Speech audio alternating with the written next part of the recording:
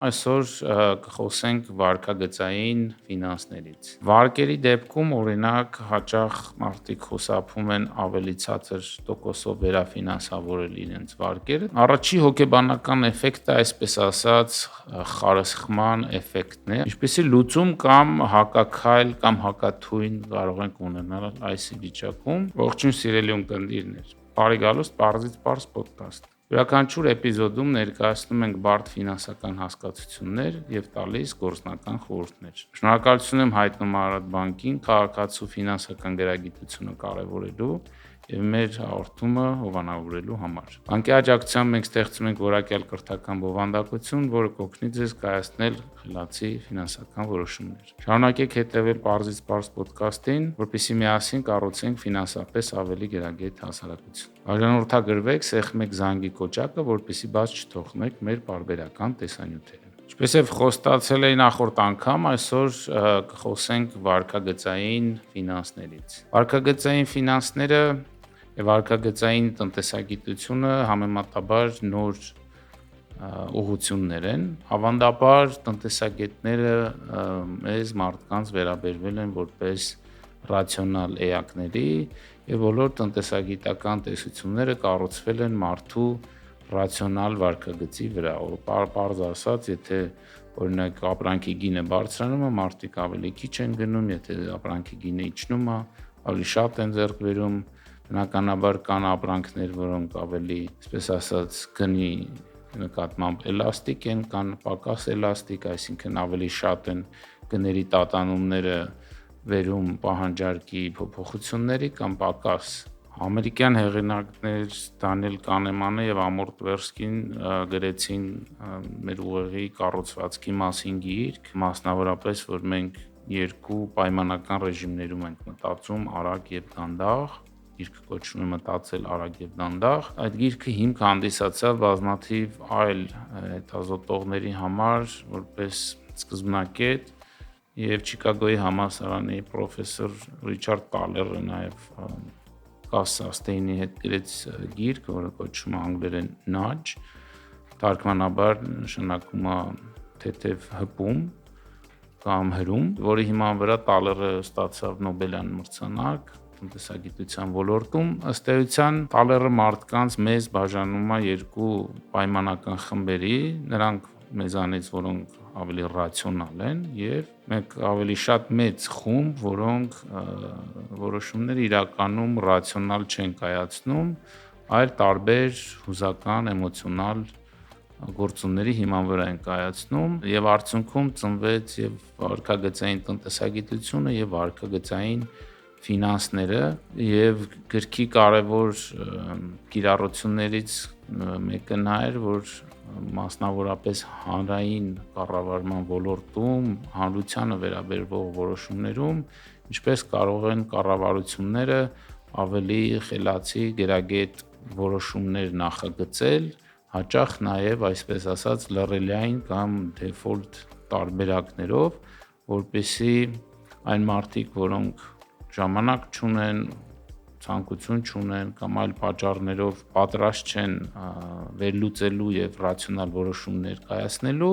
այդ մարդկանց փոխարեն ըստ էության եղած իրավիճակում ամենաճիշտ որոշումը կայացվի։ Մեր հայաստանյան իրականությունում նման իրավիճակ մենք ունենք պարտադիր կൂട്ടակային, կենսաթոշակային համակարգերի դեպքում, ընդ որում այդ համակարգերը նախագծվել են տարբեր միջազգային փորձերի հիման վրա, այդ թվում Տալերի նշած գրքի հենց ամենասկզբում խոսվում է շվեդական նմանատիպ համակարգի ձախողման մասին եւ այդ ձախողումները հատկապես եթե կարողանում ենք այլոց ձախողված փորձի վրա սովորել, մեր համար դա այդքան ցավոտ չի լինում։ Շվեդների դեպքում 458 կենսաթոշակային ֆոնդերի տարբերակներ կային, մնացածը ում հետաքրքիր է թող կարդա, բայց մեր մոտ մենք ունենք երկու կենսաթոշակային ֆոնդ, որոնցից յուրաքանչյուրը առաջարկում է նմանատիպ 3 զամբյուղ, պայմանական ասած, քիչ ռիսկային, միջին ռիսկային եւ ավելի բարձր ռիսկային եւ լռելային դիֆոլտ տարբերակը դա միջին տարբերակն է եւ իրականում վիճակագրությունը ցույց է տալիս, որ Հայաստանում պարտադիր կենսաթոշակային ֆոնդերի ընտրված կամ գործող տարբերակների 99%-ը դա հենց միջին զամբյուղն է, ինչու, որովհետև մարդկանց այդպիսի տոկոսը կամ շատ մոտ իրականում չի ընտրել իր զամբյուղը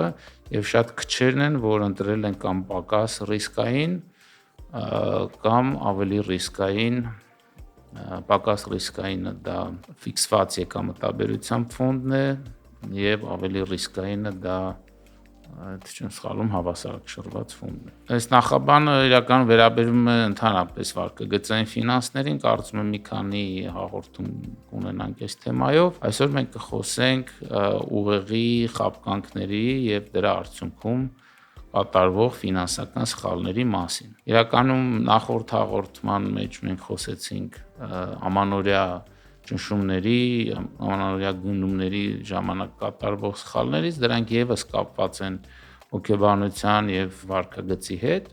Այսօր կխոսենք ավելի ընդհանուր խնդիրների մասին։ Առաջի հոգեբանական էֆեկտը, այսպես ասած,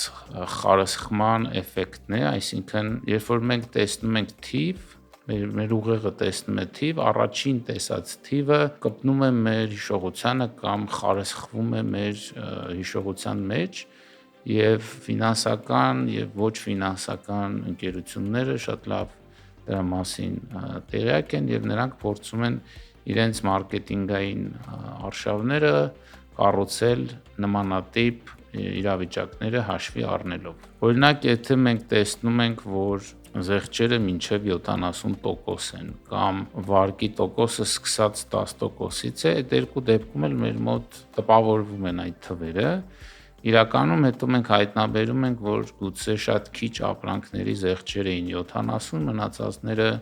30, գուցե 40% շրջանակներում էին, կամ եթե գանք վարկերին սկսած 10-ից, նշանակում է, որ 12-ն էլ է սկսած 10-ից, 14-ն էլ, 16-ն էլ,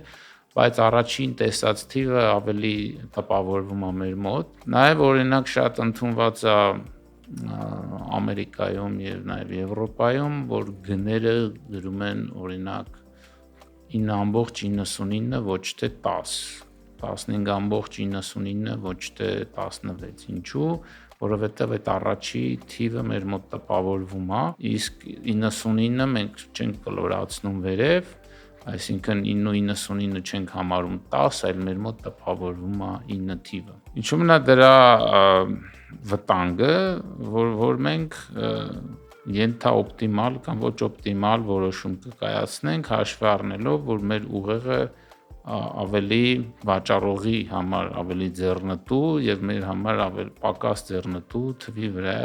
խարսխվել կամ կենտրոնացել։ Ինչպիսի հակաքայլ կամ լուծում կարող ենք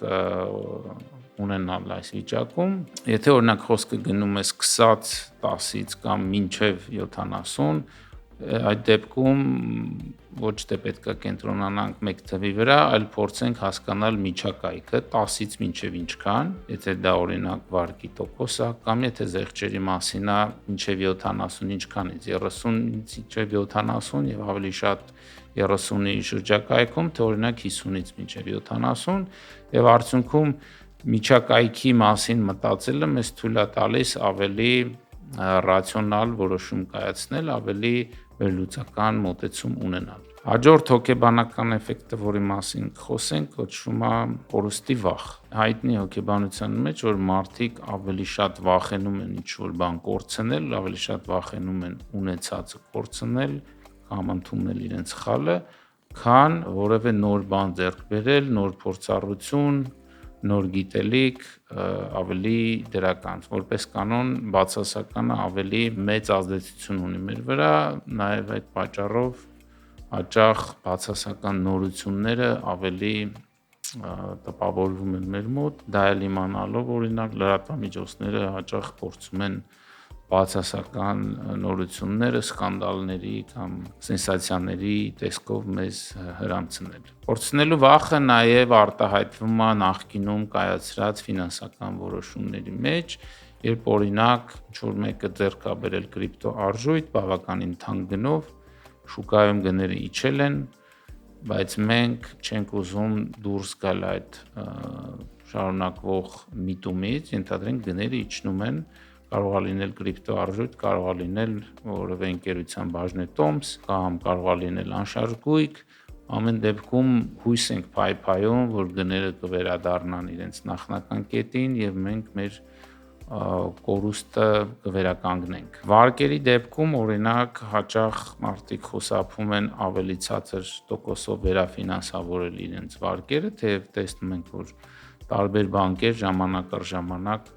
առաջարկում են ավելի նպաստավոր պայմաններով վերաֆինանսավորում, քանի որ ենթագիտակցորեն մենք չենք ուզում ընդունել, որ նախկինում սխալ որոշում էինք կայացրել, հիմա փորձում ենք այդ սխալը ուղղել։ Ինչպիսի լուծում կամ հակաքայլ կամ հակաթույն կարող ենք ունենալ այս վիճակում։ Մեզ պետք է հարց տանք, եթե մենք իմանայինք այն տեղեկատվությունը, որ այսօր ունենք, արդյոք այն ժամանակ նույն որոշումը կկայացնեինք։ Եթե պատասխանը ոչ է, հավանաբար մեր վախերը մեզ ճնշում են եւ հնարավոր է ժամանակն է փոխել մեր որոշումը։ Երրորդ հոգեբանական էֆեկտը, որի մասին այսօր կխոսենք, դա խմբային մտածողությունն է։ Ուրիշներից չտարբերվելու, ուրիշներից հետ չմնալու մասին է խոսքը։ Հաճախ մարդիկ կրկնում են իրենց շրջապատի, հարևանների, բարեկամների, ծանոթների որոշումները առանց նաև գիտակցելու կամ ենթագիտակցաբար, քանի որ մեր ուղեղը հաճախ սիրում է չծանրաբեռնել իրեն եւ արագ հեշտ լուծումների գնալ։ Արդյունքում օրինակ բերենք անշարժ գույքի վրա, եթե ինչ-որ մի շենքում պայմանական բնակարանները թանկ են եւ մարդիկ թանկ են ձեռք բերում եւ վաճառում, բայց մենք գիտենք, որ դա տեղի է ունենում, հավանաբար մեր համար գուցե նորմալ թվա, որ մենք էլ այդ թանկ գնին կսովորենք, որովհետև ուրիշների համար դա արդեն իսկ գործում է։ Վարկերի օրինակով նայենք, եթե մեր շրջապատում բոլորը վերցնում են արագ վարկ, կամ բոլորը վերցնում են հիպոթեկային վարկ, դա բերում է մի իրավիճակի, երբ դա ընկալվում է որպես նորմալ վարկագիծ եւ մենք շտապում ենք ուրիշներից հետ չմնալ, արագ վարկ վերցնել կամ հիպոթեք վերցնել, ու դա մասնավորապես նաև արտահայտվում էր այն ժամանակ, երբ դեռ եկամտահարկի վերադարձի օրենքը հիպոթեկով ձեռք բերվող անշարժ գույքի համար գործում էր եւ շատերը ունենալով այդ վճարված եկամտահարկը, այդ եկամտահարկը հետ բերելու եւ նաեւ բոլորից հետ չմնալու համար սկսեցին ձեռք բերել երկրորդ, երրորդ բնակարանները առանց առաջին հերթին հարցնելու ինչքանով է օրինակ խելամիտ բնակարանի գինը կամ ինչքանով է դա լիկվիդային եւ այլն։ Ինչ լուծում եմ առաջարկում այս դեպքում, ցանկացած որոշում կայացնելուց կլինի դա ֆինանսական, ընդ որում թե ոչ ֆինանսական, առավել եւս ոչ ֆինանսական կյանքի որոշումներ, անպայման պետք է համոզվել, որ դա մեր որոշումն է, որը վերաբերվում է մեր իրավիճակին, մեր կյանքին, որովհետև այնինչ մեր հարևանի կամ ծանոթի համար կարող է ճիշտ լինել, պարտադիր չի, որ մեր համար ճիշտ լինի։ Հետևաբար մեր որոշումը պետք է համապատասխանի մեր իրավիճակին եւ հիմնված լինի այն տվյալների տեղեկատվության վրա, որը վերաբերվում է մեզ եւ որի հետևանքները կրելու ենք մենք ապագայում։ Մի քանի արագ գործնական խորհուրդ։ Առաջին թիվը, որ մեզ հայտնի է դառնում, չի որոշում իրավիճակը եւ հետեւաբար ցանկալի է դիտարկել միջակայքեր, ավելի ընդարձակ նայել ֆինանսական տեղեկատվությունը։ Այն ենթադրությունները, որ մեր մոտ ձևավորվում են սկզբնապես, կարելի է գրի առնել, այնուհետև ստուգել փաստերով համոզվելու համար, որ դրանք կամ ճիշտ են, կամ մենք ունենք այլ փաստարկներ։ Կարելի է նաև դիտարկել սցենարներ, լավ, միջին, վատ, որպեսզի իրավիճակը գնահատենք ավելի համակողմանի եւ դա թույլ է տալիս խուսափելու ավելորդ կորստներից։ Իրականում որքան կարեւոր է ֆինանսական կրթությունը եւ տարբեր գործիքների, տարբեր հաշվարկների վերլուծություններին տիրապետել, այնքան էլ նաեւ կարեւոր է հասկանալու, թե ինչպես է գործում մեր ուղեղը, ինչպես է այն որոշումներ կայացնում, նույնիսկ ամենակրթված եւ ֆինանսապես գրագետ մարդիկ կարող են տարբեր իրավիճակներում հուզական, էմոցիոնալ եւ ոչ ռացիոնալ որոշումներ կայացնել։ Ես էլ երբեմն ինձ բռնացնում եմ նման որոշումներ կայացնելիս, քանի որ ոչ միշտ եմ այդ խորհուրդներին գուցե հետևում ըստ իրավիճակի, թեև գիտակցում եմ դրա մասին, ասեմ նաև, որ Մորգան Հաուսելը այս թեմայով բավականին լավ հարամատչելի գիրք է գրել, կոչվում է Փողի հոգեբանություն,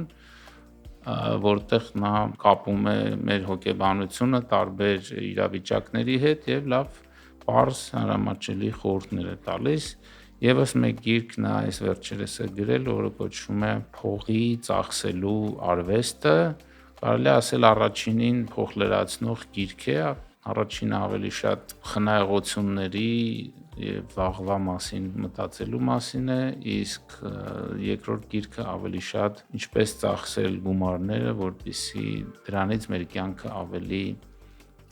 լավ լինի, ավելի լավ մեզ գանք, ավելի բավարարված։ Շարունակեք հետևել վարքագծային ֆինանսների թեման, շարունակենք հաջորդի։